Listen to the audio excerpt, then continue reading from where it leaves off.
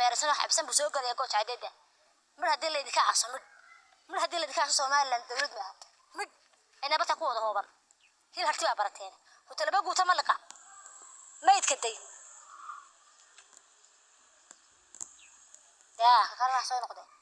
meeto kala afaafka gooch cadama u gaaba ka oo bata ku qabtaa asagoo nool shirkad ka tuura ana faaka soo galay sidani ku soo galay gooch cadu xumooday meel laga baxay jirto anagu ugu meeraysanay waxaan naariya anag ilaahay garanaya suuq saxabada garanaya waa raga joog